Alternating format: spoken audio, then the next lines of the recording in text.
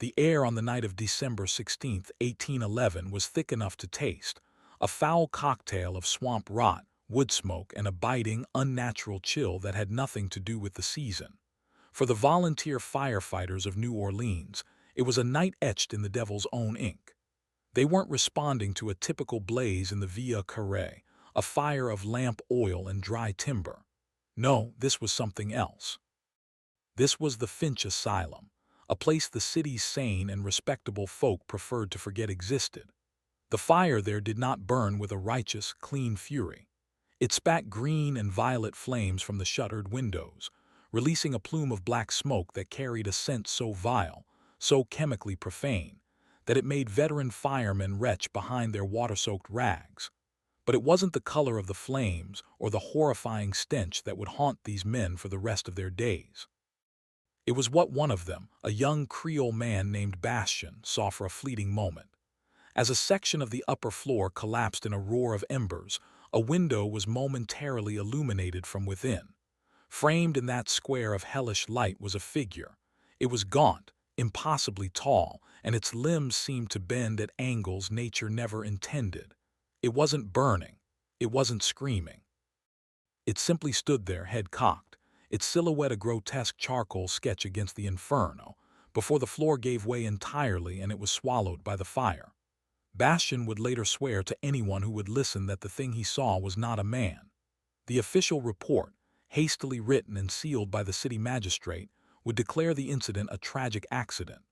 All souls within the asylum, the esteemed Dr. Alastair Finch and his dozen or so unfortunate patients, were declared to have perished. It was a neat, clean conclusion to a disturbing chapter in the city's history. But it was a lie, a carefully constructed falsehood designed to bury a truth so macabre, so fundamentally horrifying, that it was deliberately and systematically banned from the history books. What truly happened within the walls of that asylum was not a story of medicine, but of madness. It was a tale of forbidden science, of a doctor who sought to dissect not the body, but the very soul of man. And the fire was not an end, it was an escape. To understand the chilling tale of the Finch Asylum, one must first understand the city that birthed it. New Orleans in 1811 was a place of profound and unsettling contrasts. It was a jewel of the newly acquired Louisiana Purchase, a vibrant, chaotic port city teeming with French aristocrats, Spanish merchants, American frontiersmen, free people of color, and the ever-present shadow of the enslaved. It was a city of immense wealth, with fortunes built on sugar and cotton, yet it was also a city perpetually on the brink of death. Disease was the true ruler of New Orleans. Yellow fever, malaria, and cholera swept through the humid, low-lying streets with terrifying regularity, turning the vibrant metropolis into a massive, open-air infirmary. The air itself felt heavy with contagion, a miasma that clung to the ornate ironwork of the balconies and seeped through the cracks in the cypresswood homes. Medical science of the era was a brutal, often futile affair, a grim theater of bloodletting, toxic purges, and amputations performed without anesthetic. The line between doctor and butcher was often terrifyingly thin. It was into this desperate, fever-dream landscape that Dr. Alastair Finch arrived in the spring of 1811. He came not from America, but from the Old World, rumored to be from Prussia or Switzerland, a place of grim forests and precise, cold intellect. He was a man who seemed immune to the city's languid decay.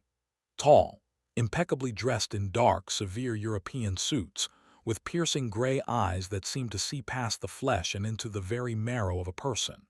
He spoke with a quiet, confident authority, his English precise and accented. He didn't promise a cure for the fevers that plagued the body. His interest lay in a far more mysterious and feared affliction, the maladies of the mind. He spoke of a new, scientific approach to insanity, a condition then viewed as a mark of demonic possession or a hopeless, irreversible corruption of the spirit. He promised not chains and confinement, but therapy, order, and restoration. To the city's elite, desperate to hide away their difficult or hysterical family members, Dr. Finch was a godsend. He was a man of science and reason, a beacon of modernity in a city steeped in superstition and fear. But beneath that polished veneer of enlightenment lay a darkness far deeper and more ancient than any New Orleans fever. Dr. Finch did not seek to build his institution within the bustling, claustrophobic confines of the French Quarter. Instead, he purchased a property that was already steeped in its own quiet tragedy, the old Morency plantation, a few miles outside the city, where the manicured were. LD of man gave way to the primordial gloom of the Louisiana swamps. The plantation house itself was a relic of the Spanish colonial era, a once grand structure that was now sinking into a state of elegant decay. Its stucco walls were stained with mildew, and the wrought iron balconies sagged like tired shoulders. Great, ancient oaks draped in Spanish moss surrounded the property, their gnarled branches reaching out like skeletal fingers, creating a perpetual twilight even at midday. The air here was different, thicker, heavier, filled with the drone of insects and the distant, mournful cries of unseen birds. It was a place of isolation, of secrets. The locals, a mix of Creole farmers and marginalized Acadians, already had stories about the old Morency place. They spoke of a cruel patriarch who had worked his slaves to death in the surrounding sugarcane fields, of whispers and shadows seen in the windows of the empty house long after the family had died out from fever. It was a place that sensible people avoided after dark. This, however, was precisely what Dr. Finch desired. Seclusion was paramount to his work. Within weeks of the purchase, a small army of laborers descended upon the property. They did not restore the house to its former glory. Instead, they transformed it into a fortress. High brick walls, topped with shards of broken glass, were erected around the perimeter. The ornate iron gates were reinforced with heavy locks. All the windows on the lower floors were bricked up, while those on the upper floors were fitted with thick iron bars. The building was no longer a home, it was a prison. Dr. Finch christened it the Finch Institute for the Advancement of Neurological Sanity. But to the people of New Orleans who watched its grim transformation from a distance, it earned a different name, a name whispered in hushed tones in the city's taverns and markets, the Doctor's Asylum. It stood there, a silent, brooding monolith on the edge of the wilderness, its purpose a mystery.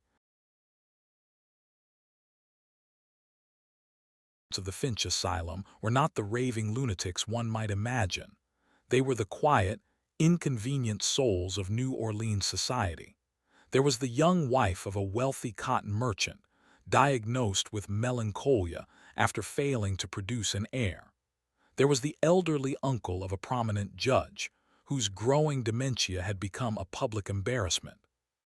A teenage boy from a respected Creole family prone to unnatural affections was delivered to the gates one evening in a closed carriage. For these families, Dr. Finch was a discreet and welcome solution. He charged exorbitant fees, but he promised results, speaking of his methods in vague yet impressive scientific terms. Somatic rebalancing, cerebral clarification, humoral purification. He assured them that their loved ones would be treated with dignity and care, housed in a tranquil environment conducive to healing. And for a time, the city's elite believed him. They saw the imposing walls not as a prison, but as a sanctuary, a place where the unfortunate flaws of their bloodlines could be hidden away and perhaps even corrected. But as the months wore on, a second, more spectral class of patient began to fill the asylum's unlit halls. These individuals did not arrive in polished carriages. They were the city's forgotten, the human driftwood that the tide of progress left behind. A homeless veteran of the Revolutionary War, his mind shattered by what he'd seen. A destitute Irish immigrant girl who spoke only in whispers to unseen spirits. A runaway slave, caught and beaten so severely that his sanity had fled his broken body. No one paid for their care.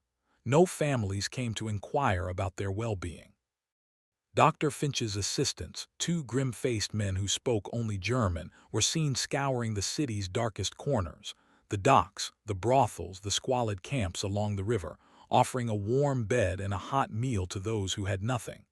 It was presented as an act of profound Christian charity, but the truth was far more macabre. These forgotten souls were not patients.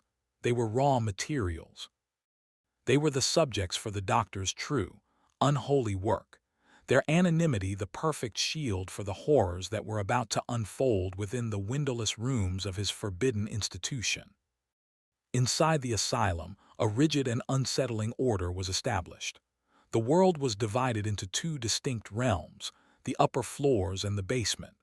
The upper floors were the public face of the institution, the area shown to the rare, carefully vetted visitor.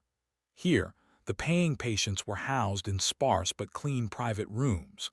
They were kept sedated with potent tinctures of laudanum and belladonna, their days a placid, dreamlike blur. A former nurse, a woman named Elodie, would later provide the only known eyewitness account of the asylum's interior through a series of terrified letters to her sister. In her early correspondence, she cribbed the atmosphere as one of crushing, unnatural silence. The patients rarely spoke. They moved like ghosts through the hallways, their eyes vacant, their movements slow and listless. Dr. Finch would conduct his daily rounds with a detached, clinical air, checking pulses, examining pupils, but rarely engaging in conversation. He seemed less interested in their minds than in the physical vessels that contained them. Elodie noted his strange obsession with measuring their cranial dimensions, with taking detailed notes on their breathing patterns during sleep, and with drawing vials of blood at odd hours of the night. It was all done under the guise of scientific observation, but it felt cold, predatory. The true heart of the asylum, however, lay hidden below ground. The basement, a place strictly forbidden to all but the doctor and his two German orderlies, was referred to only as the apothecary. Elodie, whose own curiosity would ultimately become her undoing, noted that no medicines ever came up from the apothecary. Instead, she saw the doctor and his men carrying strange equipment down into its depths: complex glassware, coils of copper wire, large Leyden jars for storing static electricity, and crates of chemicals whose acrid smells would sometimes drift up through the floorboards: mercury, sulfur, and something else, something metallic and cloying that smelled disturbingly like fresh blood. The patients from the city's gutters were never seen on the upper floors. They were taken directly to the basement upon arrival, and they were never seen again. The only evidence of their existence was the sounds that sometimes echoed up from below, the low hum of some unseen machinery, the occasional terrified shout, abruptly silenced, and a rhythmic, metallic grinding that would continue for hours in the dead of night. As the summer of 1811 deepened, the city of New Orleans wilted under a blanket of oppressive heat and humidity. The air grew thick, stagnant, and it seemed to amplify the strangeness emanating from the Finch Asylum. The property, once merely reclusive, now felt actively malevolent. Locals who lived on the edge of the swamp began to report disturbing phenomena. On moonless nights, when the air was still, a foul odor would drift from the asylum grounds. It wasn't the familiar smell of swamp decay or human waste.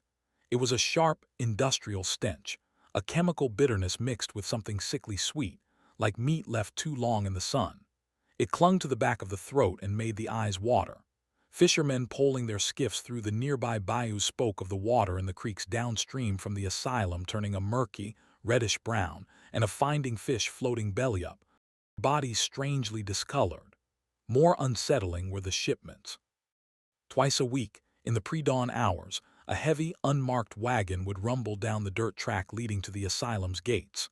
It was always the same wagon, pulled by two powerful black horses and driven by a man who never showed his face, his features hidden by a low-brimmed hat. The wagon was loaded with heavy wooden crates, far too heavy to contain simple medical supplies. One morning, a crate slipped from the grasp of the orderlies as they unloaded it, crashing to the ground and splintering open. A local trapper, hidden in the reeds and watching out of suspicion, saw what fell out. It wasn't vials or bandages. It was a jumble of what looked like surgical tools, but of a bizarre and cruel design. Saws with serrated, curved blades, complex retractors fitted with gears and cranks, and long, needle-thin implements of gleaming steel. And among the tools, he saw something else that made his blood run cold: heavy leather restraints and iron collars, not for the wrists or ankles, but small enough to fit around a human neck. The trapper never spoke of what he saw to the authorities. In a city like New Orleans, it was understood that some things were best left unseen, and some men were best left alone. But the whispers grew, spreading from the swamp folk to the city proper, painting a picture of a place where science had taken a dark and forbidden turn. The mystery of the asylum might have remained just that, a collection of dark rumors and unsettling folklore, had it not been for the disappearance of a man named Thomas Keane. Keane was an Irish dockworker, a bear of a man known for his booming laugh and his ability to drink most other men under the table. He was a man without family, without connections, the kind of person who could vanish from the city's teeming waterfront without causing much of a stir. But Keane had one friend, a young constable in the city watch named Jean-Luc Devereaux. Devereaux was unlike most of his colleagues. He was bookish, observant, and possessed a stubborn sense of justice that often put him at odds with the city's corrupt and complacent bureaucracy.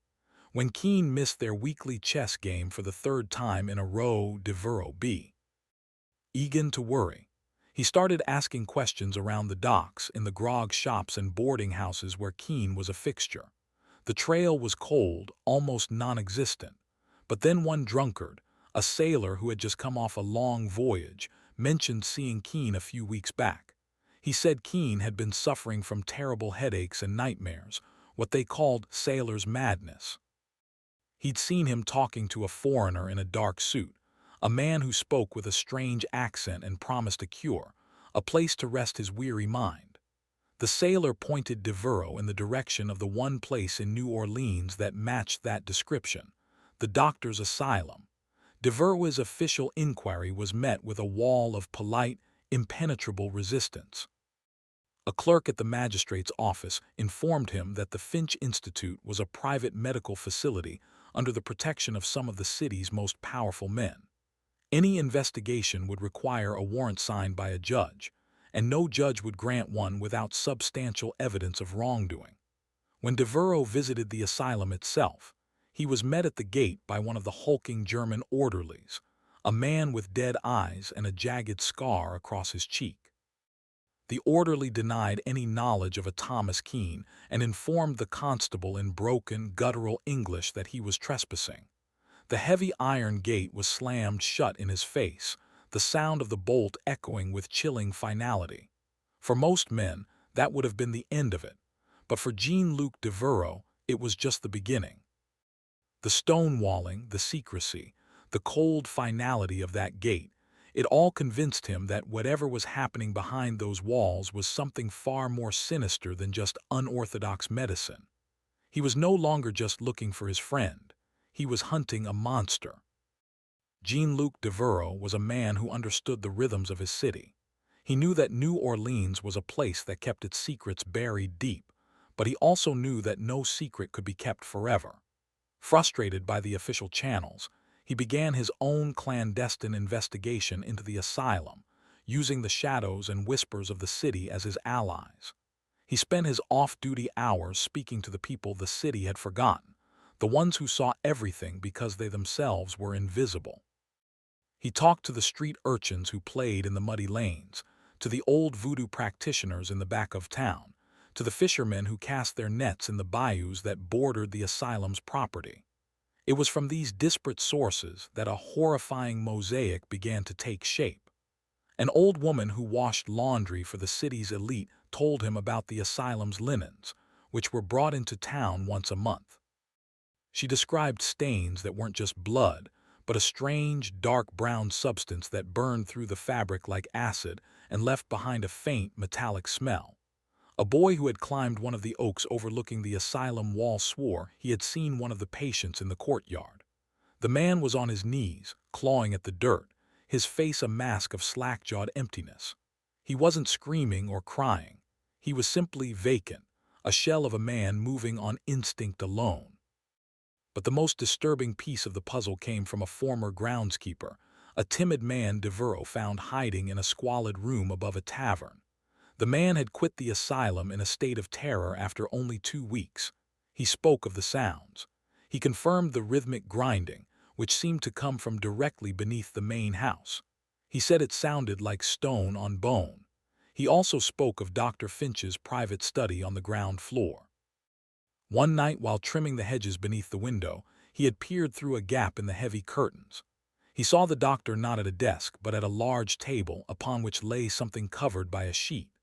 The doctor was hunched over, working with intense concentration, not with medical instruments but with tools that looked more suited to a watchmaker or a jeweler.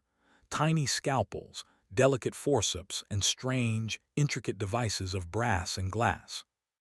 The groundskeeper couldn't see what was under the sheet, but he knew, with a certainty that chilled him to his soul, that it was not the body of a man who was still alive.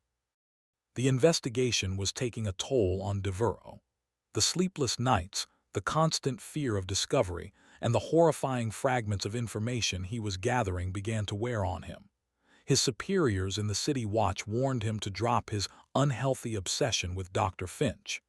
They reminded him of the doctor's powerful friends, hinting that a young constable's career, and perhaps his life, could be easily extinguished. But Devereux was relentless, driven by the ghost of his missing friend and the growing certainty that he was on the trail of an evil that defied comprehension. His breakthrough came from an unlikely source, a disgruntled pharmacist who had, for a time, supplied the asylum with some of its chemicals. The pharmacist had grown suspicious of the sheer volume and bizarre nature of Dr. Finch's orders. He was purchasing vast quantities of mercury, arsenic, and sulfuric acid, poisons, not medicines. But he was also ordering esoteric substances, materials more commonly found in the dusty workshops of alchemists than in a modern medical establishment. Powdered silver, distilled rainwater, and large, expensive blocks of uncut quartz crystal. The pharmacist had been paid well for his supplies and his silence, but he had kept meticulous records, a habit that now proved invaluable. Devereux spent hours poring over the ledgers, the strange lists of materials swimming before his eyes. He didn't understand what he was looking at. What kind of medical treatment required such a volatile and arcane combination of substances? He cross-referenced the lists with books he borrowed from a local scholar, books on anatomy, chemistry, and on a desperate whim, books on the occult and the forbidden arts. It was in a moldering, leather-bound tome on medieval alchemy that he found the first terrifying glimmer of understanding. He found a diagram, an ancient drawing depicting a complex piece of apparatus, a series of glass vessels and copper tubes connecting a furnace to a crystal condenser. The text, written in archaic Latin, described it as a device for separating the quintessence from the corporeal shell, a machine for distilling the soul. Suddenly, the strange shipments, the chemical smells, the grinding sounds, and the vacant-eyed patients all began to coalesce into a single, horrifying theory. Dr. Finch wasn't trying to cure the mind. He was trying to extract it. The story you are hearing is one that has been deliberately erased. It is a testament to the fact that history is not always written by the victors, but by those who have the most to hide. The accounts of Constable Devereux, the letters of the nurse Elodie, the whispers of the townsfolk, they form a forbidden narrative, a cold case that chills to the bone because its central crime is almost too monstrous to be believed. We delve into these buried histories to understand the darkness that humanity is capable of, to shed light on the corners that have been intentionally left in shadow. If you find value in uncovering these macabre truths and wish to support our journey into the archives of the forbidden, consider subscribing to our channel. Every story we tell is a piece of a puzzle that has been scattered, and your support helps us find those missing pieces, no matter how disturbing they may be. Because what Devereux was about to discover would go far beyond a simple theory of soul extraction. He was about to find concrete, human proof of Dr. Finch's experiments, a piece of evidence so visceral and so horrifying that it would serve as the catalyst for the asylum's final, fiery end. The young constable's investigation was no longer just a quest for justice. It was a descent into a world where the very definitions of life, death, and humanity were being rewritten by a madman. The deeper he dug, the more he realized that the asylum was not a hospital, but a factory, and its grotesque product was something the world was not ready to see. The truth was waiting, buried in the mud and reeds of the Louisiana swamp, a silent testament to the doctor's unspeakable work. Devereaux knew he needed more than ledgers and hearsay. He needed physical proof, something irrefutable that he could take to the one man in the city he still trusted, a grizzled old magistrate who was nearing retirement and had little to fear from the city's political elite. He decided to focus on what left the asylum, not what went in. He recalled the launderer's story of the strange, acidic stains and the fisherman's tale of the discolored water. There had to be a source, a point of discharge where the asylum's waste was secretly expelled. Under the cover of a moonless, rainy night, Devereaux made his way to the swamps behind the asylum. Dressed in dark, rough clothing, he moved slowly through the treacherous terrain, the air thick with the buzzing of mosquitoes and the smell of decay. He followed a small, stagnant creek that ran from the direction of the asylum's high brick walls toward the larger bayou. As he got closer to the wall, the smell hit him, that same sharp chemical odor he had heard described, now thick and almost suffocating. It was mixed with the coppery tang of old blood. He found the source hidden behind a thick curtain of Spanish moss, a large iron pipe crudely cemented into the base of the wall, dribbling a trickle of dark, viscous fluid into the creek. The ground around the pipe was a dead zone. The plants were blackened and withered, and the mud had a strange, grayish, ashen quality. Devereaux, his heart pounding, used a long stick to probe the sludge that had collected in a small pool below the pipe. At first, he found only muck and what felt like small, brittle sticks. But then he pulled something larger from the mire. He wiped the filth away with a rag. It was a human jawbone, but it was disturbingly wrong. The teeth were all intact, but they were fused together with a strange, glassy substance, as if they had been melted and then cooled. As he sifted through the sludge with a growing sense of dread, he found more. Fragments of bone, all bearing the same strange, vitrified marks. And then the most horrifying discovery of all. A tangled mass of human hair, matted together not with mud, but with a dark, waxy residue, and woven within it were fine, glittering threads of copper wire. The evidence was undeniable, yet it raised more questions than it answered. What unholy process could fuse human bone and weave metal wire into hair? Devereaux presented his findings to the old magistrate Lucius Croft. Croft, a man who had seen the worst of New Orleans for 40 years, sat in stunned silence in his dimly lit office, the grotesque artifacts spread across his desk. The jawbone, the vitrified bone fragments, the wire-laced hair, they were like relics from some forgotten, savage religion. He agreed with Devereaux that something terrible was happening at the asylum, something that went far beyond medical malpractice. It was a violation of not just man's law, but God's. Yet Croft was a pragmatist. He knew the power and influence of Dr. Finch's patrons. A direct assault on the asylum with the city watch was impossible. It would be seen as an attack on the city's elite, and it would be crushed before it even began. They would be ruined, and the asylum's secrets would be buried even deeper. Croft decided on a different, more subtle approach.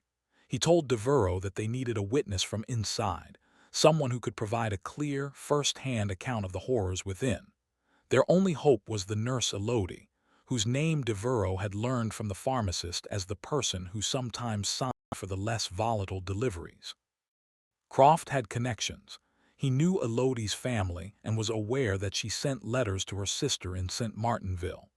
He dispatched a trusted courier with a secret message for Elodie's sister, urging her to help them establish a line of communication with the nurse. It was a desperate gamble. They had no idea if Elodie was a prisoner or a participant, if she was sane or had been driven mad by what she had seen. They could only wait, hoping their message would find its way into the asylum and that the woman inside had the courage to respond. For weeks, an agonizing silence followed. Devereaux continued his surveillance, his sense of dread growing with each passing day. He felt as if he were watching a powder keg with a lit fuse, knowing that the explosion was inevitable, but having no idea when it would come or how devastating it would be. The entire city, unknowingly, was living on the edge of a revelation so dark it threatened to stain its soul forever. The courier's message reached Elodie's sister, and a clandestine line of communication was established. The letters that began to be smuggled out of the asylum, passed through a sympathetic delivery boy, were not the writings of a sound mind. They were frantic, disjointed, stained with tears, and written in a shaky, terrified hand. They were the chronicles of a descent into madness, both her own and that of Dr. Alastair Finch. In her first smuggled letter, Elodie confirmed de Verwe's darkest fears. The patients from the streets, the ones who were brought in for charity, were indeed being used for experiments in the basement apothecary. She had never been allowed down there, but she had seen the aftermath. She described patients being brought back up to the isolated upper wards, no longer human. Some were catatonic, their bodies rigid, their eyes open but seeing nothing. Others were trapped in a state of constant, silent screaming, their faces contorted in masks of unimaginable terror. But worst of all were the ones who were physically changed. She wrote of one man, a former sailor whose skin had taken on a gray, translucent quality, the veins beneath pulsing with a dark, sluggish fluid. She described another, a young woman from whom all pigmentation had been drained, leaving her with white hair, pale skin, and eyes the color of milk, who would trace invisible patterns on the walls for hours on end. These were the failures, the discarded results of Finch's work. They were kept alive, she theorized, for further observation. The doctor, she wrote, had become a complete recluse. He no longer ate with the staff, and he spent days locked in the apothecary. When he did emerge, his eyes burned with a terrifying, feverish intensity. He was often spattered with chemicals and blood, and he would mutter to himself about the viscosity of the anima and the resonance of the vessel. He was no longer just a scientist. He was a zealot, a high priest of some new, horrifying religion of the flesh. The most chilling part of her letter was a single, terrified question. If these are the failures, she wrote, then, dear God, what does a success look like? Elodie's second letter arrived a week later, and its contents were even more disturbing. She had taken a terrible risk. Using a key she had stolen from a sleeping orderly, she had crept down the main staircase late one night, determined to see inside the doctor's private study, the room the groundskeeper had peered into. The door was locked, but she could hear him inside, not speaking but humming. It was a low, monotonous, guttural sound, a drone that seemed to vibrate in the very wood of the door. Peeking through the keyhole, she was afforded a sliver of a view into the room. It was not a study, she wrote, but a workshop of horrors. Anatomical charts papered the walls, but they were not standard medical diagrams. They depicted the human body overlaid with complex astrological symbols and alchemical notations. The central table was covered with his bizarre, watchmaker-like tools, and next to them, several large glass jars containing preserved organs. But the organs were wrong. A human heart suspended in yellow fluid, with fine silver wires piercing the aortic valve. A brain floating in a dark liquid, its surface covered in what looked like tiny etched runes. And on the table, under the bright, focused light of an oil lamp, was the doctor's current project. It was a human hand, severed at the wrist, mounted on a wooden board. The fingers were twitching, moving in a slow, rhythmic clenching and unclenching motion, despite being completely detached from any body. Thin copper wires ran from the exposed nerves at the wrist to a small, whirring clockwork device on the table. Dr. Finch was hunched over it, using a tiny pair of tweezers to adjust something within the mechanism, humming his tuneless, awful song. Elodie wrote that she had stifled a scream and fled back to her room, her mind reeling from the sheer, blasphemous wrongness of it all. This was not science. It was necromancy. It was an attempt to cheat death, to animate the flesh through some unholy marriage of mechanics and arcane ritual. She realized then that Dr. Finch's goal wasn't just to extract the soul, but to prove that the body was nothing more than a machine, a vessel that could be controlled, manipulated, and even operated long after the spirit had fled. The great comet of 1811 had been a fixture in the night sky for months, a shimmering, celestial omen that hung over the world. Many saw it as a sign of great upheaval, a portent of war and disaster. For the people of New Orleans, living in the shadow of the Finch Asylum, it felt like a silent, heavenly witness to the earthly horrors unfolding below. Then, on the night of December 16th, the earth itself began to tremble. The first shock of the New Madrid earthquakes, one of the most powerful seismic events in recorded American history, rolled down the Mississippi River. Though centered hundreds of miles to the north, the quake hit New Orleans with terrifying force. Church bells rang on their own, buildings swayed, and the ground undulated like a stormy sea. For most, it was a moment of pure, primal terror. For Constable Devereaux, it was a sign. The chaos was an opportunity, a divine and violent intervention that could provide the cover he needed to finally breach the asylum's walls. He knew he couldn't wait for Magistrate Croft's official sanction. The letters from Elodie had stopped 3 days prior, an ominous silence that spoke of discovery or something worse. He feared the worst, that the nurse had been caught and had become another subject for the doctor's macabre theater. Rallying a small, trusted group of men, two fellow constables as stubborn as himself and the burly, vengeful brother of a girl who had vanished near the asylum, Devereaux armed them with pistols, axes, and grim determination. They were not acting as officers of the law. They were a posse, driven by a desperate need to uncover the truth and stop the evil that festered on the edge of their city. As the ground still shivered with aftershocks, they made their way towards the asylum. The sky above them was an apocalyptic canvas. The comet blazed overhead, and in the distance, a new, terrible light began to glow against the clouds. It was the flicker of fire, a deep, angry orange that could only mean one thing.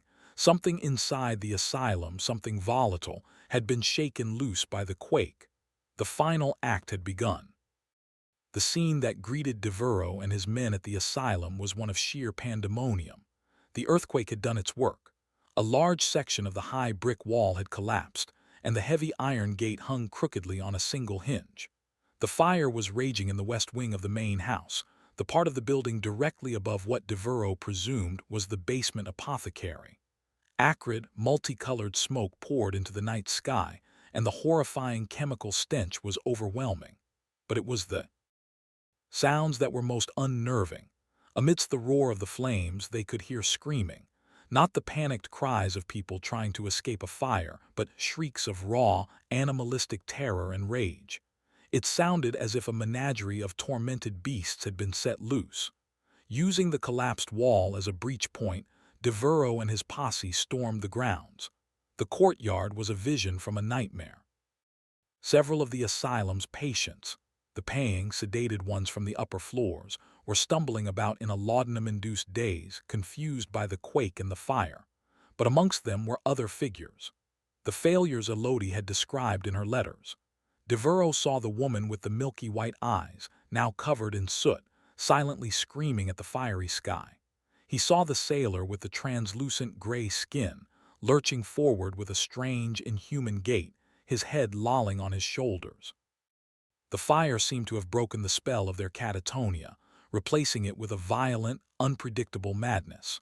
One of the German orderlies lay dead near the main entrance, his throat torn out, not by a weapon, but by human teeth. The other orderly was frantically trying to herd the paying patients away from the flames, ignoring the more grotesque inmates entirely. It was clear that the earthquake had shattered not just the building, but the fragile, horrifying order that Dr. Finch had imposed. The carefully segregated worlds of the asylum had collided, and the monstrous products of the doctor's work were now free. Devereaux's goal was not to fight the fire or wrangle the patients. His objective was singular and absolute: find Dr. Finch and uncover the secrets of the apothecary.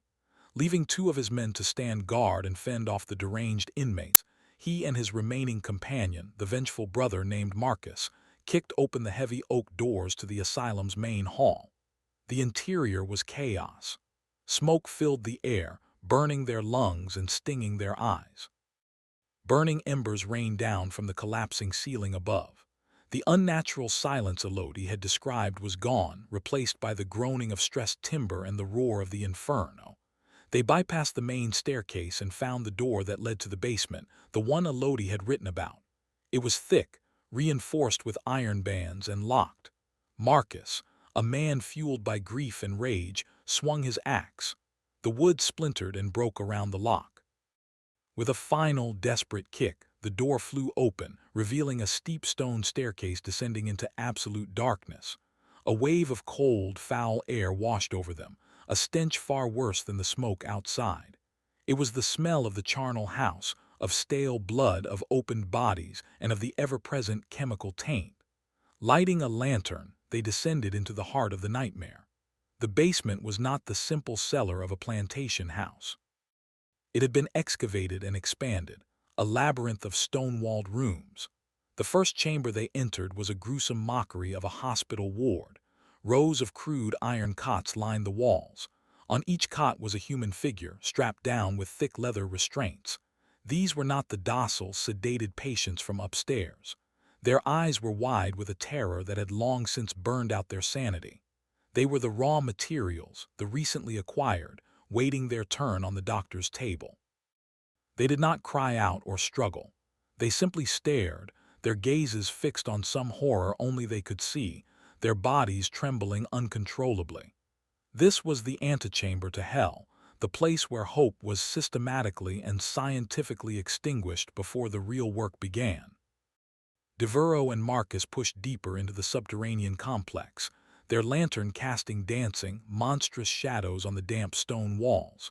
They passed storerooms filled with cages, some empty, some containing the skeletal remains of animals, dogs, cats, even a small alligator, all bearing the marks of grotesque surgical alteration.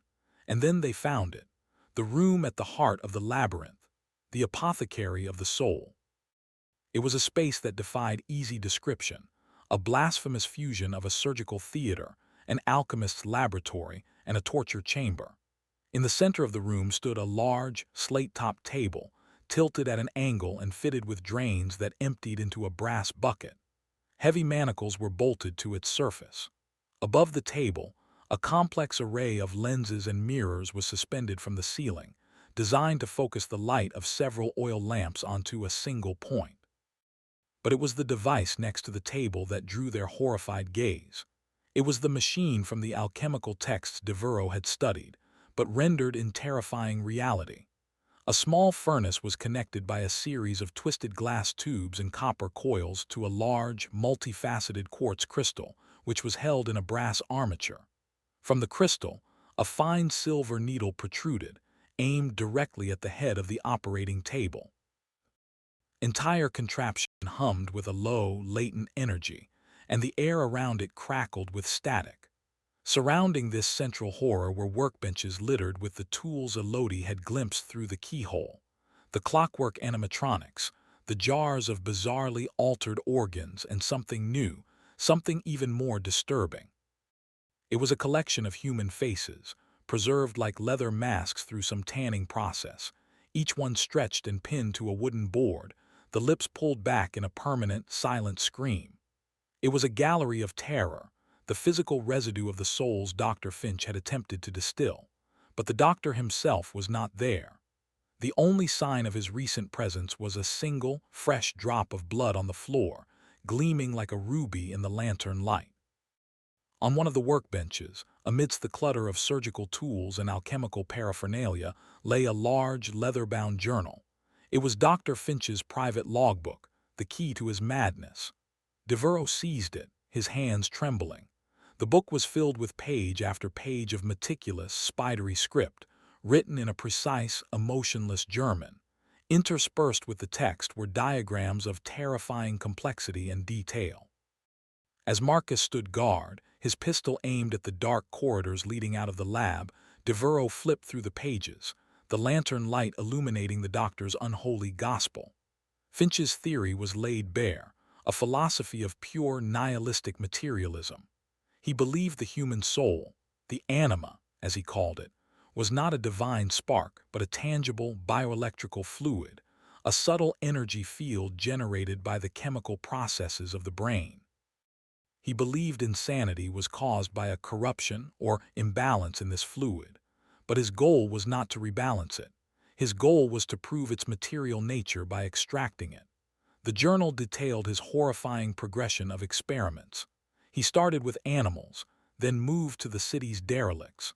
The process was a brutal combination of psychosurgery, bloodletting, and the application of electrical shocks, all while the subject was connected to his anim extractor.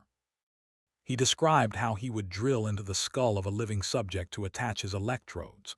The machine would then heat the blood and tissues, creating a vapor which would be drawn through the tubes and condensed by the quartz crystal into a single, shimmering drop of fluid. This, he believed, was the distilled essence of a human soul. The failures were documented with cold, scientific detachment. Subject 3 expired prematurely, vessel integrity compromised. Subject 5's anima proved too volatile, shattering the primary crystal. The vacant-eyed patients upstairs, the gray-skinned sailor, they were the result of failed extractions, human shells from which the animating force had been crudely ripped, leaving only broken machinery behind. The preserved faces, the screaming masks, were his trophies. He believed the final expression of terror released the purest form of the anima. The story of Dr. Finch is a chilling reminder that the greatest monsters are often not creatures of fantasy, but men who believe themselves to be pioneers, men who cast aside morality in the relentless pursuit of forbidden knowledge. The asylum's history was not just burned and buried. It was actively suppressed, a conspiracy of silence to protect the reputations of the powerful and to keep the public from knowing the true depths of depravity that their city had harbored. This channel is dedicated to unearthing such banned histories. If you believe these stories need to be told, help us defy the silence by liking this video and sharing it. Let the world know that the past cannot be so easily erased. For Devereux, reading the journal was like staring into the abyss.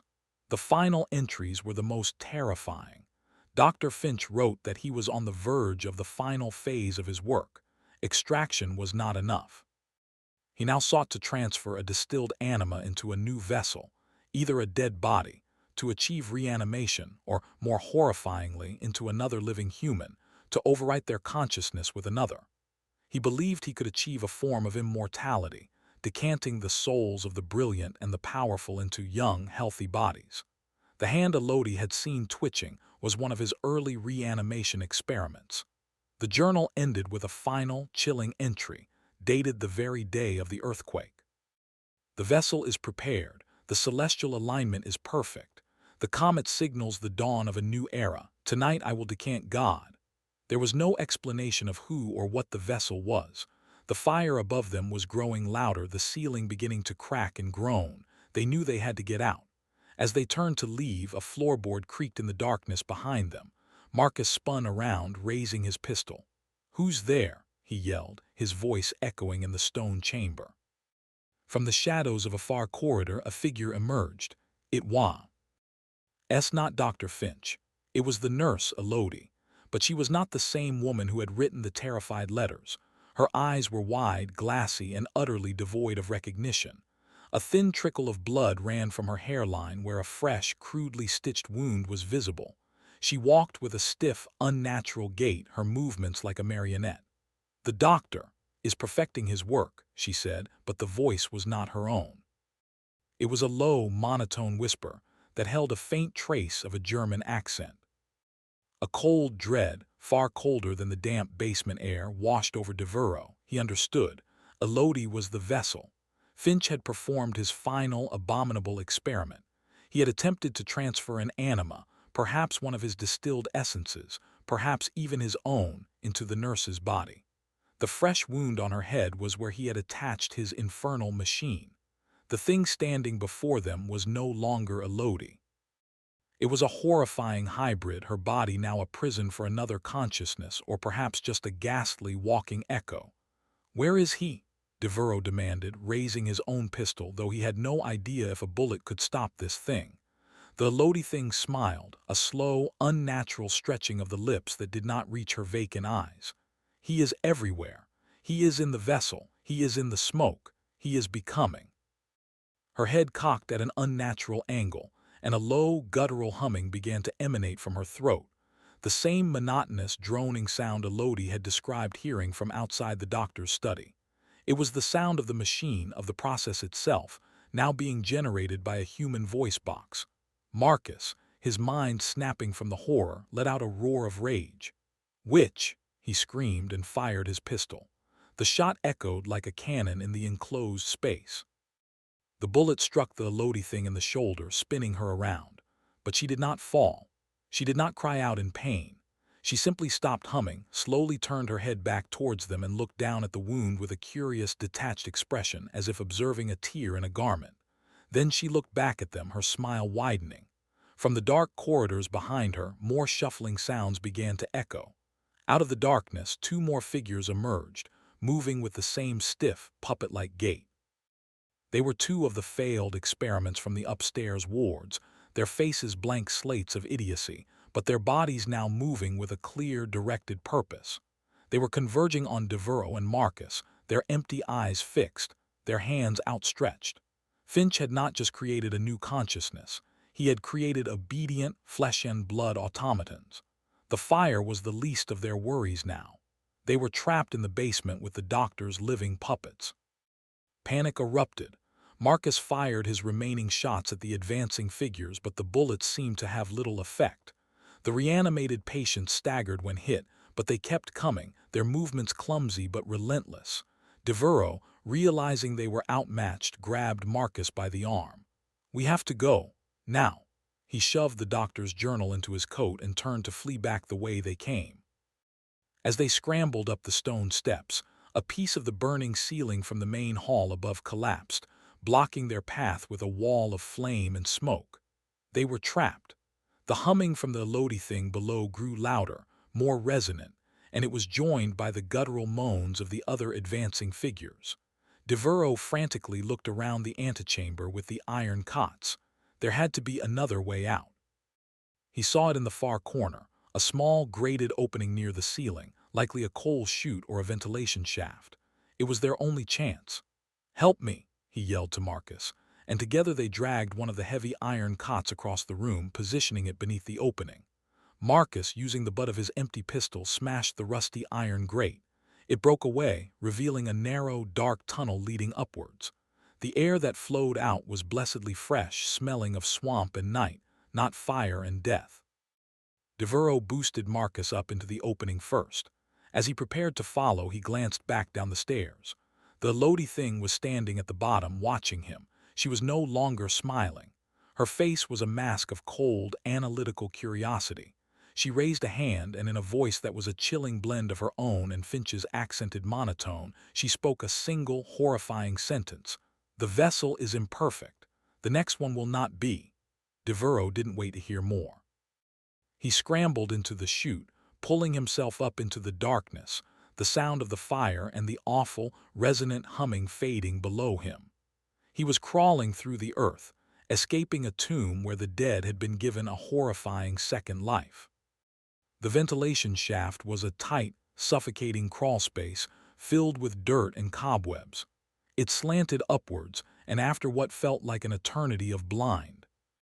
Scrambling, Devereaux and Marcus burst out onto the surface, emerging from behind a thicket of overgrown bushes at the far edge of the asylum grounds.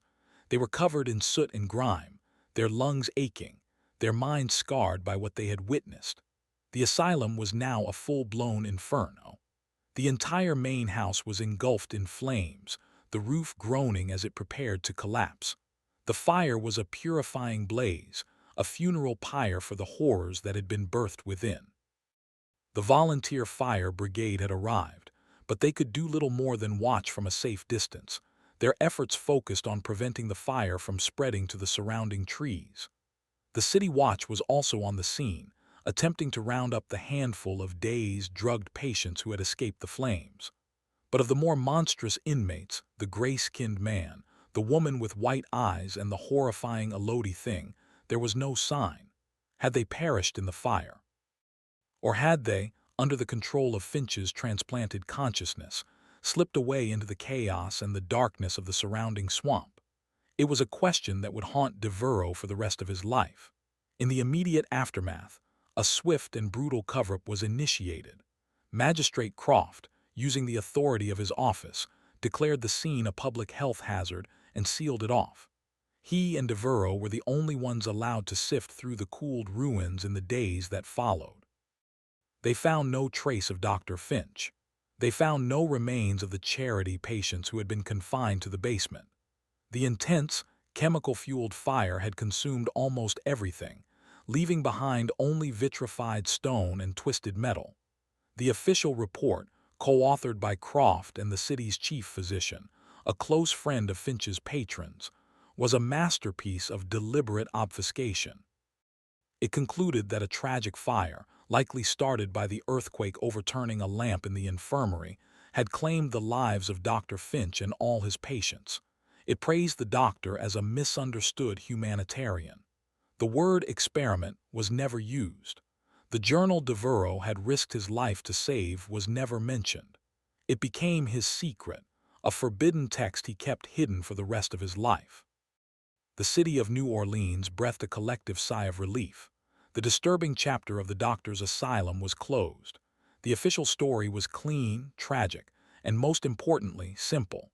It allowed the city's elite to mourn the loss of their brilliant physician without having to confront the monstrous truth of what they had funded. It allowed the common folk to forget the creepy house on the edge of the swamp and the dark rumors that had surrounded it. The history was written, sealed, and filed away. But for Jean-Luc Devereaux, the horror was not over. It lived on in the pages of the doctor's journal and in the nightmares that plagued his sleep. He saw the empty eyes of the reanimated patients. He heard the awful, humming voice coming from Elodie's throat, and he was haunted by her final words. The next one will not be. He saw Dr. Finch not as a man who had died, but as a consciousness that had been set free. A virus of the soul, now potentially housed in the body of a former nurse, a body that had vanished without a trace. Had Finch, in his new form, fled the city? Or was he still there, hiding in plain sight, looking for a new place to set up his laboratory, to perfect his technique, to find a better, stronger vessel? Devereaux began to see shadows everywhere. He would scrutinize the faces of strangers in the street, searching for a flicker of that same cold, analytical intelligence he had seen in the Elodie thing's eyes. Every unsolved disappearance, every strange death in the city, he viewed through the lens of his terrible secret, wondering if it was the doctor's handiwork. He had saved the city from the asylum, but in doing so, he had condemned himself to a life of perpetual vigilance. He was the sole guardian of a truth too terrible to share, a lonely sentinel watching for the return of a monster who had learned how to wear the skin of his victims. His sense of justice had been perverted into a state of permanent, gnawing paranoia. He had won the battle, but he feared, with a certainty that settled deep in his bones, that the war for the soul of his city was far from over. The fate of the nurse Elodie became the central, unresolved horror in Devereaux's mind. In the weeks following the fire, he used his position as a constable to discreetly search for her. He sent inquiries to her sister in St. Martinville, who confirmed that Elodie had never returned home. He checked the Port Authority records, the stagecoach manifests, the lists of bodies pulled from the river. There was no sign of her. She had vanished from the face of the earth. The official narrative simply included her among the fire's victims, another name on a list of the dead. But Devereaux knew better. He belied that the thing wearing Elodie's body had survived and escaped into the swamp. He imagined it, a lone figure with a German doctor's mind, navigating the treacherous bayous, its new body slowly adapting to its stolen consciousness. What would it need to survive? What would be its goals? The journal gave him the horrifying answers. Finch, in his writings, had lamented the fragility of the human vessel. He had speculated on ways to improve it, to make it stronger, more resilient. He wrote of theories combining his anima-transference with surgical and chemical augmentation. Devereaux became convinced that Finch Elodie would not remain idle. It would seek a new laboratory. It would acquire new subjects. It would continue the work. This fear led him to conduct his own grim patrols of the city's fringes. He would venture into the swampy, lawless areas outside the city, the fishing villages, the logging camps, the hidden communities of escaped slaves and societal outcasts. He was searching for any sign of strange activity, any rumor of a miracle worker, or a healer with cold eyes and an unnerving presence. He found nothing concrete, only a deepening of the region's already thick folklore. He heard tales of a loup-garou that wasn't a wolf, but a woman who walked stiffly and whose eyes glowed with a faint light.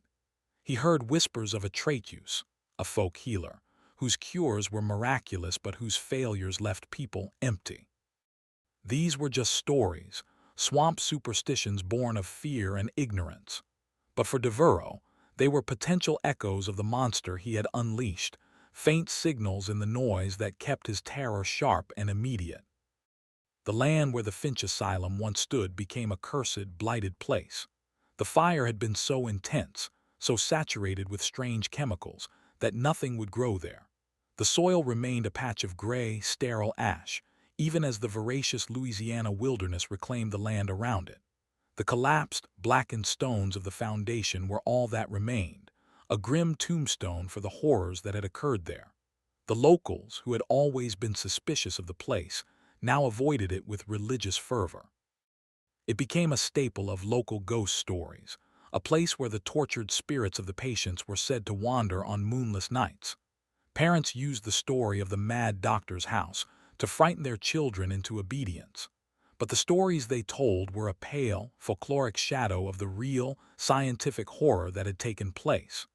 They spoke of ghosts and demons, not of bioelectrical fluids and necromantic machinery.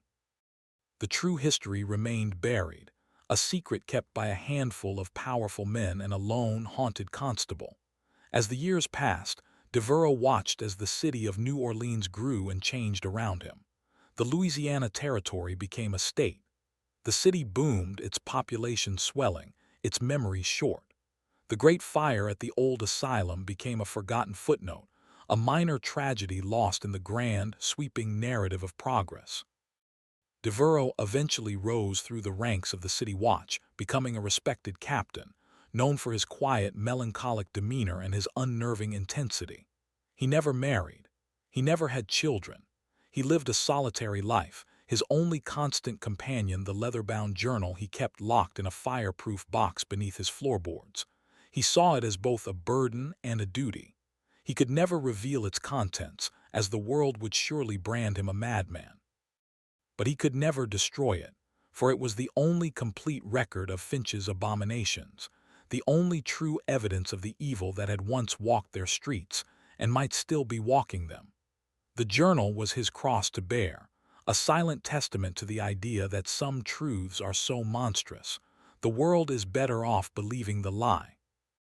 Decades later, in 1849, Jean-Luc Devereux was an old man, his body stooped and frail, but his mind still sharp, his eyes still holding the shadow of the horror he had witnessed.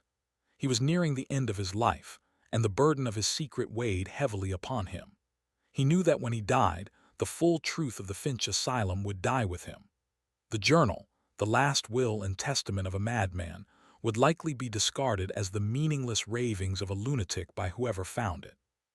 He could not bear the thought of Finch's evil being utterly forgotten, of his crimes being completely erased from memory. He decided to commit one final, desperate act to preserve the truth. He began to write. In a series of letters addressed to a nephew he barely knew, a young, idealistic journalist living in Baltimore, Devereux laid out the entire story.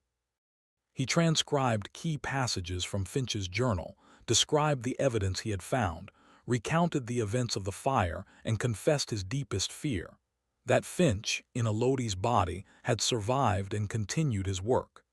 He instructed his nephew not to publish the story as fact, for he would surely be destroyed by the still powerful families of New Orleans who had been Finch's patrons. Instead, he urged him to write it as fiction, to disguise it as a Gothic novel, a piece of macabre entertainment. "Let the world believe it a fantasy," Devereux wrote in his final letter. "In that way, the truth can hide in plain sight. People will be entertained by the horror, never suspecting that they are reading a history. The story will survive, and perhaps, one day, someone will recognize the terrible truth nested within the fiction." He sealed the letters and the doctor's original journal in a heavy, oilcloth-wrapped package. He entrusted it to a shipping clerk with instructions for it to be sent to his nephew upon the news of his death. It was his final act as the guardian of the asylum's secret, a clever gambit to ensure the story would outlive him, forever blurring the line between history and horror, fact and forbidden folklore. Jean-Luc Devereaux died peacefully in his sleep 2 weeks later. The package was sent as instructed, but it never reached its destination. The steamship carrying it, the Belle Creole, suffered a catastrophic boiler explosion on the Mississippi River, just north of Baton Rouge. The ship sank in minutes, taking all of its cargo and most of its passengers and crew down into the muddy depths of the river. The package containing Devereaux's confession and Dr. Finch's unholy journal was lost forever. With that final, cruel twist of fate, the story of the Finch Asylum was well and truly sealed. The first-hand account, the scientific proof, the confession of the only man who knew the whole truth, all of it was gone, buried beneath 100 feet of silt and water. The erasure was now complete. The conspiracy of silence had been succeeded by the indifference of time and the finality of chance. The history was now not just banned, it was vanished. What remains today is not a record, but an echo. A collection of fragments, rumors, and third-hand accounts that historians have dismissed as urban legend. There is a brief mention in the city archives of a fire at a private infirmary in December of 1811. There are the strange, folkloric tales from the bayous of a stitched-together woman who could kill with a touch. And there is the persistent, local superstition about the blighted patch of land where nothing grows, a place that even now, over 2 centuries later, people feel a sense of profound unease. These are the scattered, disparate pieces of the puzzle, a puzzle that can no longer be assembled. The full, horrifying picture is lost, perhaps forever. And this is, perhaps, the most chilling aspect of the entire tale. The monster at its center, Dr. Alastair Finch, did not just escape justice. He escaped history itself, leaving behind a legacy so toxic and so terrifying that reality itself conspired to forget him. But does a story ever truly die? Or does it simply go dormant, waiting for the right conditions to reemerge? The tale of Dr. Finch and his macabre science of the soul possesses a strange, viral quality. It resurfaces in the most unexpected places. In the mid-20th century, a collection of old Creole folk tales was published by a university press. Buried within it is a story about a Dr. Sysox, or Dr. Scissors, a mysterious figure who lived by the swamp and made people puppets from the bodies of the lost and forgotten. The story describes his workshop in language eerily similar to Devereaux's account of the apothecary, mentioning glass tubes, a shining rock, and bodies that moved without life. Is this a direct echo of the Finch affair, passed down through generations of oral tradition? In the 1970s, during the dredging of a shipping channel in the Mississippi River near the site of the Belle Creole wreck, a diver recovered a sealed, corroded metal box. It was hoped to be a chest of valuables, but when pried open, it was found to contain only a single, leather-bound book, its pages fused into a solid, unreadable block of pulp by decades of water pressure. The box and its contents were catalogued, deemed worthless, and sent to a dusty warehouse for forgotten artifacts, where they sit to this day. Could this be the last remnant of Devereaux's package, the physical ghost of the that rift to be completely destroyed? These fragments are tantalizing, yet they provide no concrete proof. They are simply whispers from the past, suggesting that the veil over this horrifying chapter of history is thin, and that the full story is always just out of reach. It forces us to ask a disturbing question. How many other stories like this are out there? How many other horrors have been successfully and completely erased, leaving behind only the faintest, most unbelievable of traces? The narrative we have reconstructed is, by necessity, a work of historical speculation. It is pieced together from the whispers, the folklore, and the few tantalizing, inconclusive clues that have survived the deliberate erasure.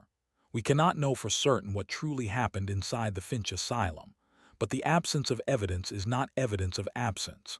The silence surrounding this event is, in itself, profoundly suspicious.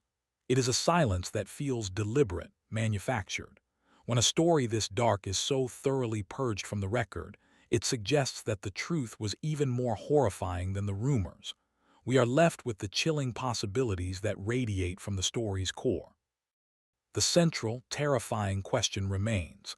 What happened to the entity that was once Dr. Finch, housed in the nerdy? Did it perish in the Louisiana wilderness, its stolen body succumbing to the harsh environment? Or did it, as Devereaux feared, succeed? Did it find a new location, a new source of raw materials, and continue the work? Did it perfect the process of transference, learning to leap from vessel to vessel, a bodiless consciousness, a scientific phantom moving unseen through the currents of human history? The implications are staggering. A man who had defeated death not through a pact with the devil, but through a cold, rational, and repeatable scientific process. It is an idea so profoundly disturbing that it's easy to see why the powers that be would want it buried forever. The story of the Finch Asylum is not just a tale of a mad doctor in a Gothic setting. It is a cold case that touches upon the very definition of life, identity, and the potential for a purely scientific form of evil, an evil that wears the mask of progress and enlightenment. Let us consider the most horrifying possibility. Let us assume that Devereaux's greatest fear was realized, that Finch, in his new vessel, survived and thrived. Where would he go? A bustling, anonymous port city like New Orleans in the early 19th century would be the perfect hunting ground. But as the city more policed, his work would become more difficult. He would need to move, to find new places where the forgotten and the marginalized were plentiful and official oversight was lax. Think of the great, chaotic moments of the 19th century. The westward expansion, the gold rushes, the sprawling, lawless boomtowns of the frontier. Think of the massive waves of immigration, poor and disconnected people arriving in new cities like New York or Chicago, easily lost in the shuffle. These were all perfect ecosystems for a predator like Finch to operate in. He could have established a dozen different clinics or asylums under a dozen different names, refining his techniques, perfecting his machinery, leaving a trail of empty-eyed failures and unexplained disappearances in his wake. And what of his ultimate goal, immortality? The body of Elodie would not have lasted forever. At some point, he would have needed a new vessel. The process of transference, once perfected, would become a cycle. Live age transfer. Live age transfer. Dr. Alastair Finch could still be alive today, wearing a modern skin, his cold, 18th century mind hidden behind the eyes of a 21st century face. He could be a respected scientist, a reclusive billionaire funding private research, a doctor working in the shadows of the third world. The technology would have evolved with him, from Leyden jars and clockwork to microelectronics and genetic engineering.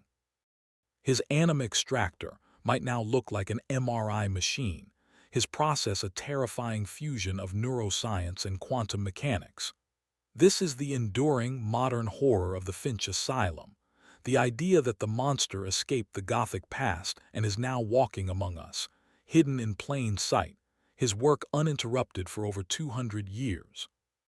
The tale of the Finch Asylum serves as a potent warning about the darkness that can hide behind the veneer of progress and the arrogance of the human intellect. Dr. Finch was not a scientist. He was rash that all of life's mysteries could be solved by reducing them to their component parts. His ultimate sin was not in seeking knowledge, but in believing that the pursuit of knowledge justified any atrocity.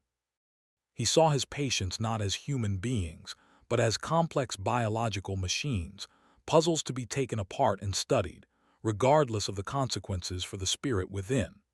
This cold, detached worldview is perhaps the most frightening aspect of his character. It represents a strain of scientific inquiry untethered from empathy, from morality, from any sense of sacredness. And it is a danger that is not confined to the 19th century. Every era has its Dr. Finches, its brilliant minds who push the boundaries of what is possible without ever stopping to ask if they should. From the eugenics movement of the early 20th century to the secret government mind control experiments of the Cold War, History is littered with examples of science being used for horrific ends. The story of the Finch Asylum is a powerful, if perhaps apocryphal, reminder that the line between genius and monstrosity can be terrifyingly thin. It forces us to remain vigilant, to question the motives behind the relentless march of progress, and to remember that there are some doors of knowledge that, once opened, can never be closed again. The final chilling mystery of the Doctor's Asylum is that its spirit, the ghost of its cold, amoral ambition, was never truly exorcised. It simply went silent, waiting for a new name, a new laboratory, and a new generation of forgotten souls to work upon. So what is left of the legacy of Dr. Alastair Finch? On the surface, nothing. No monuments, no records, no scientific papers bearing his name. His existence is a void, a carefully excised page from the book of history. And yet the impact of his evil may be far-reaching, a subtle poison that has seeped into the cultural groundwater. Could the story, as Devereux intended, have survived as fiction? It is a tantalizing thought. Consider the explosion of Gothic and horror literature in the decades that followed. Think of Mary Shelley's Frankenstein, published only a few years later in 1818, with its themes of reanimation, scientific hubris, and the creation of a monstrous, soulless being. Think of Edgar Allan Poe, whose tales of madness, premature burial, and strange medical experiments would later captivate the world.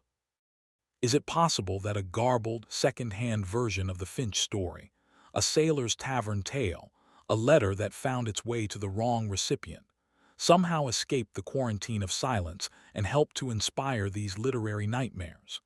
It's a connection that can never be proven, but the thematic resonances are difficult to ignore. Perhaps Finch's greatest legacy is not a scientific one, but a literary one. Perhaps the horrifying truth of his experiments was so potent that it could not be contained by a historical cover-up, and instead erupted into the collective imagination of the world in the form of its most enduring horror stories. The idea is unsettling, that when we read these classic tales, we are not just consuming fiction, but are, in fact, interacting with the faint, distorted echo of a real-world horror, a story so disturbing that it could only survive by disguising itself as a product of pure imagination. The banned history of the Finch Asylum may, in fact, be hiding in plain sight on all of our bookshelves. Our journey into this forbidden history must now come to an end. We are left in a place of deep and unsettling ambiguity. The story of the 1811 New Orleans Doctor's Asylum exists in a liminal space between fact and folklore, between documented history and macabre speculation. It is a cold case in the truest sense of the word, its evidence consumed by fire and flood, its witnesses silenced by time and conspiracy. The absolute truth of what happened on that patch of blighted land is likely lost forever, and perhaps that is for the best. Some stories are so steeped in darkness that they are dangerous to the mind that contemplates them for too long. But the questions raised by the tale continue to resonate. They are questions about the nature of evil, the fallibility of history, and the terrifying potential of a human mind untethered by compassion. The silence that surrounds the Finch Asylum is not an empty silence. It is a heavy, oppressive silence, filled with the ghosts of the forgotten, the whispers of the erased, and the shadow of a man who may have achieved a dark and terrible form of immortality. The story is a testament to the fact that the most horrifying monsters are not the ones that leap from the shadows, but the ones who smile at us from positions of power, who promise us salvation while sharpening their scalpels in the dark. They are the ones who convince us that their atrocities are for the greater good, and who are so adept at hiding their work that history itself becomes their final, most silent victim. The file on Dr. Alastair Finch may be officially closed, but for those who know where to look, the case is anything but cold. The ultimate fate of Dr. Finch, or the entity he became, remains the story's great, chilling mystery.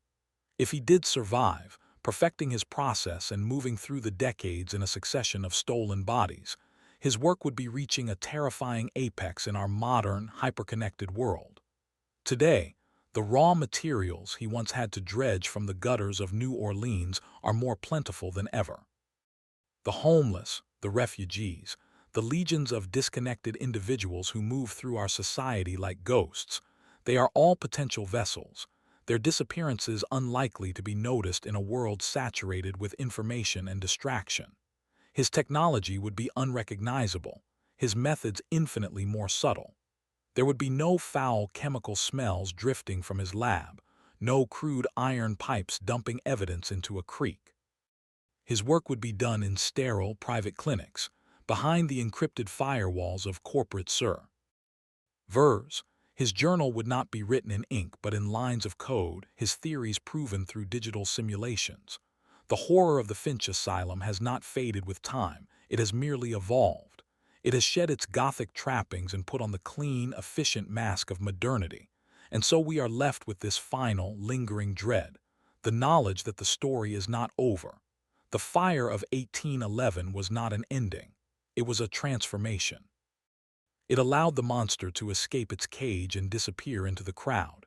And he or it could be anywhere. The person you pass on the street, the doctor who treats your family, the visionary tech billionaire promising to upload human consciousness to the cloud, any one of them could be the latest vessel. The asylum is gone, but the work, the horrifying, soulless work, may be all around us. The history was banned not just to protect the guilty, but perhaps to protect the rest of us from a truth we could not bear to know, that the experiment never truly ended.